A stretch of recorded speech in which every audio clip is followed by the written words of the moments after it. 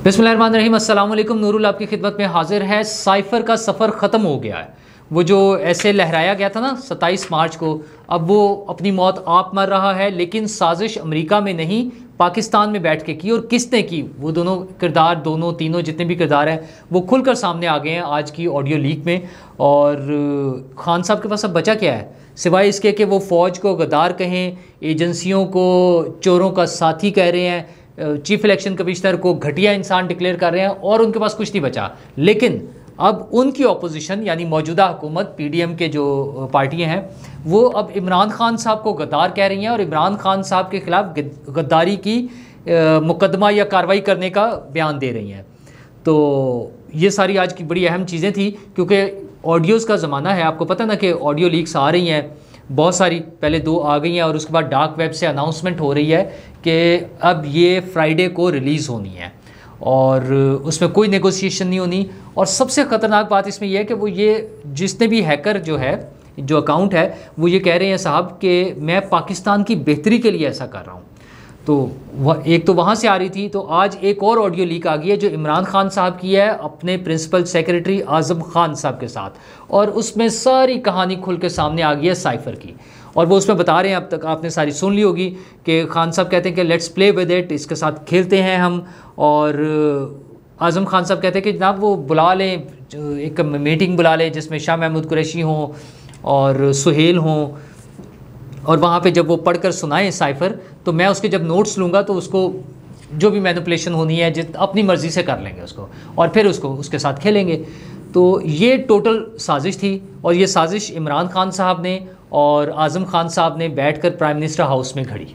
ये टोटल साजिश थी जिसके लिए वो अमेरिका को कहते थे, रशिया के दौरे का दावा वो जिक्र करना, और पता नहीं क्या क्या स्टोरियाँ बनाई हुई थी उन्होंने।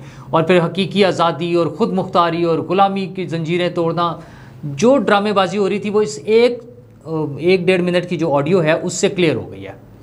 तो वो तो पता चल गया अब उनकी है। अच्छा, उस पर लेकिन ढिठाई उनकी ये देखें कि वो कह रहे हैं, उनके साथी जो हैं फवाद चौधरी साहब और बाकी लोग उसको डिफेंड कर रहे हैं। फवाद चौधरी साहब ने भी उसको डिफेंड किया, उन्होंने ट्वीट भी किया हुआ है। वो कह रहे हैं कि जनाब ये तो इससे तो साबित हो रहा है कि साइफ़र मौजूद था और इमरान खान से छुपाया गया। भाई इमरान खान से वहाँ कैसे कौन छुपा रहा है? इमरान खान साहब के पास ही तो था। वो तो उन्होंने कहा कि ये अभी हमारे पास कैसे पहुँचा है, मतलब ऑफिशियली आने के बजाय जिस वक्त तक आना था उससे पहले उनके पास मौजूद था। वो सारा ड्रामेबाजी ये हो रही थी और उसको नई शक्ल दी गई, एक साजिश बना दिया गया, और पता नहीं क्या दुनिया जहान का उस पर मलबा डाल के, और उन्होंने वो 7 मार्च को आया था और 27 मार्च को ऐसे जो है ना लहरा दिया एक जलसे में कि देखें जी ये साइफ़र आया है और ये हमारे मुल्क से गद्दारी हो गई है, हमारे मुल्क के ख़िलाफ़ साजिश हो गई है, हमें थ्रेट किया गया है।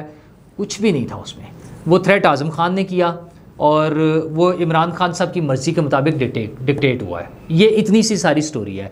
तो और इमरान खान साहब से ख़ुद भी जब उन्हें पूछा, उन्होंने कहा अभी तो मैं खेला ही नहीं हूँ, अभी तो मैं खेलूँगा।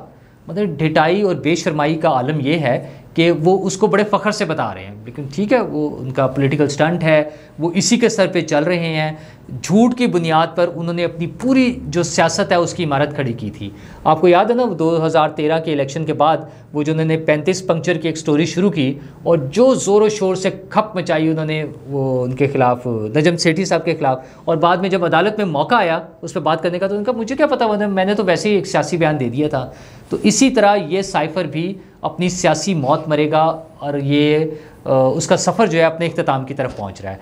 उसके अलावा उन्होंने आज एक ख़िताब भी किया है इस्लामाबाद में।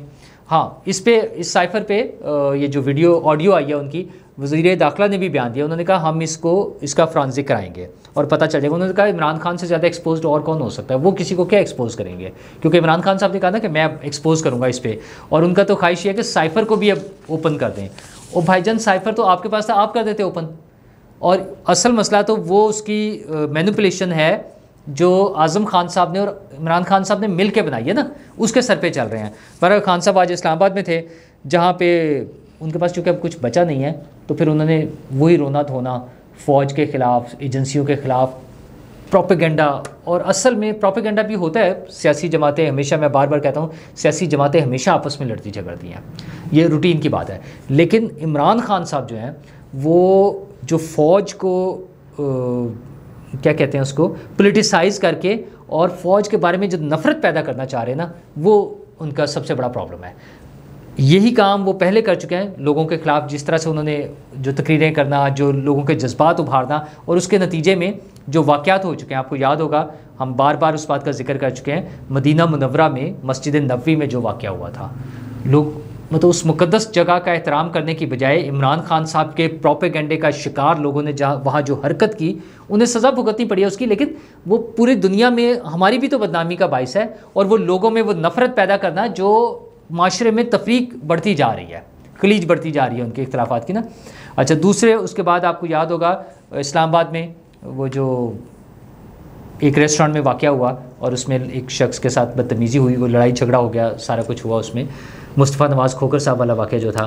फिर अभी जो लंदन में जो वाक़यात हो रहे हैं बार बार, मतलब वो पागलों की तरह हिजानी कैफियत में बिल्कुल साइको पेशेंट्स की तरह लोगों की गाड़ियों के पीछे भाग रहे हैं, मेगाफोन हाथ में पकड़े हुए हैं, माइक पकड़े हुए हैं, गालम गलोच चल रही है, और उन्हें खुद भी नहीं पता कि क्या है। अगर उनसे, और ये वो कौम है जिससे पूछ लें खान साहब की कारकर्दगी कोई चीज़, तो वो कहते हैं वो तो अम्मी बताएंगी, वो अम्मी को पता है, उन्हें खुद भी नहीं पता होता। बहरहाल खान साहब ने उसमें जो कुछ किया, उनका ये ख्याल था कि हमारे मुल्क के ख़िलाफ़ साजिश हुई है, और हमारे ये लोग जो मुल्क के मुहाफ़िज़ हैं, क्या इनको नज़र नहीं आता ये जो चोर वापस आ गए हैं? बल्कि वो तो ये कह रहे हैं कि इन चोरों को वही वापस लेकर आए हैं और हमारे ऊपर फिर मुसल्लत कर रहे हैं। इन दोनों ख़ानदानों को हमारे ऊपर जो मुसल्लत कर रहा है वो पाकिस्तान का खैर खा नहीं है, और इससे बड़ी गद्दारी क्या हो सकती है? मतलब खान साहब हमारी इस्टेब्लिशमेंट को, हमारी फ़ौज को, हमारे एजेंसीज़ को, उनको गद्दार गद्दार कह के खान साहब ये चाहते हैं कि जिस तरह लंदन में लोग खड़े होकर इमरान उसके नवाज़ शरीफ और उनकी फ़ैमिली के ख़िलाफ़ नारे लगा रहे हैं, या जो मदीना मुनव्वरा में हुआ मस्जिद नबवी में, इसी तरह लोग फ़ौज के ख़िलाफ़ और एजेंसीज़ के ख़िलाफ़ खड़े होकर नारे लगाएं। ये टोटल इमरान खान साहब का विज़न है और ये उनका टारगेट है सारा, इसको वो अचीव करना चाह रहे हैं। और क्यों? क्योंकि या तो मुझे हुकूमत दे दें, वरना फिर मैं किसी को भी नहीं चलते दूँगा। इतनी सी उनकी बात है कि सिर्फ मुझे हुकूमत मिल जाए किसी तरह।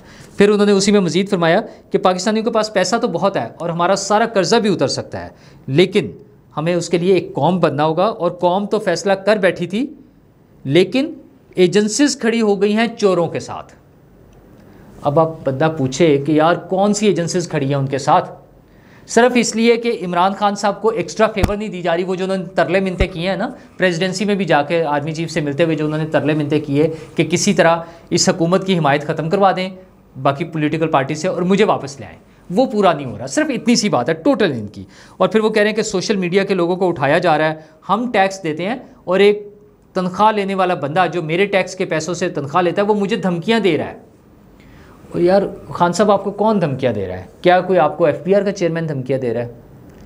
कौन? कोई पुलिस वाला आपको धमकियां दे रहा है? आप सिर्फ वो जो मिस्टर X और मिस्टर Y से खौफजदा हैं, उनके नामों पर सियासत करते हुए आप लोगों को उनके खिलाफ खड़ा करना चाह रहे हैं। सिर्फ बस इतनी सी बात है। आप चाहते हैं मुल्क में तबाही बर्बादी हो, लड़ाई झगड़े हों, कुछ भी नहीं है और इसके अलावा कुछ भी नहीं है। ये सिर्फ इतना सा। दूसरा, वो इलेक्शन कमिश्नर पे बरसते हैं हमेशा। और आज फिर उन्होंने कहा है कि इलेक्शन कमिश्नर से ज़्यादा घटिया इंसान मैंने आज तक नहीं देखा, और जिसने भगोड़े और चोर और करप्ट इंसान से हुक्म ले रहा है वो कि हमारे इस्तीफ़े कब मंजूर करने हैं, और चीफ इलेक्शन कमिश्नर उनका नौकर है, मैं उन्हें अदालत में लेकर जाऊंगा। यार आपको किसने रोका है? आप 5 महीने से ये जो खड़े होकर गालम गलोच करते हैं, लोगों को सुनाते हैं, आप उसके बजाय ले जाएं, उन्हें अदालत में ले जाएं ताकि बात खुल जाए। आपका मकसद अदालत में जाना नहीं है, आपका मकसद निज़ाम को ठीक करना नहीं है, आपका मकसद जो फ्लॉज हैं, जो खराबियाँ हैं उनकी दुरुस्ती नहीं है। आपका मकसद सिर्फ ये है कि लोगों के दिलों में नफ़रत पैदा करें, मुल्क में हंगामे कराएं, लड़ाई झगड़े कराएं, बदअमनी हो, ये सिर्फ आपका मकसद है। तो ये जो आप सारे को गद्दार कह रहे हैं, अब दूसरी तरफ से भी इसी तरह आना शुरू हो गया है। एक तो बख्तावर भुट्टो ने एक ट्वीट किया है, गरीदा फारूकी के ट्वीट को प्रॉब्ली उन्होंने रीट्वीट किया है, और उन्होंने कहा कि इमरान खान के ख़िलाफ़ गद्दारी का मुकदमा चलना चाहिए। उसके अलावा मरियम बीबी ने 2-3 ट्वीट्स किए आज। एक तो उन्होंने कहा मरियम नवाज़ शरीफ ने कि अगर आज हर तरह का संगीन जुर्म साबित होने के बाद भी इस गद्दार इमरान को इबरत का निशान नहीं बनाया जाता तो फिर मुल्क की तबाही का ज़िम्मेदार हम सबको समझा जाएगा। अच्छा, जो चीज़ें ओपन हो रही हैं उसके सर पे वो कह रहे हैं अगरचे इस तरह गद्दार नहीं खेलना चाहिए, लेकिन शायद उनके पास भी कोई और ऑप्शन नहीं बची है। वो डिप्रेशन है, उनकी फ्रस्ट्रेशन है, जो भी आप कह लें, कि इमरान खान साहब ने सिर्फ इसी पॉइंट पर खेला है तो फिर दूसरी तरफ से भी यही कुछ आएगा। ये इमरान खान साहब को समझ नहीं आ रही है।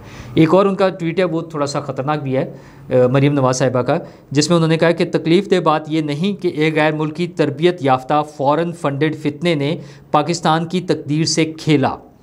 इसने तो यही करना था क्योंकि मुल्क में इंतशार फैलाने के एवज़ उसने लाखों डॉलर पकड़े हुए थे। तशवीशनाक पहलू ये है कि इमरान गद्दार वो सब करता रहा और सब चुप करके देखते रहे। तो मरियम बीबी, ये आप किसको कह रही हैं? ये कौन देख रहा था?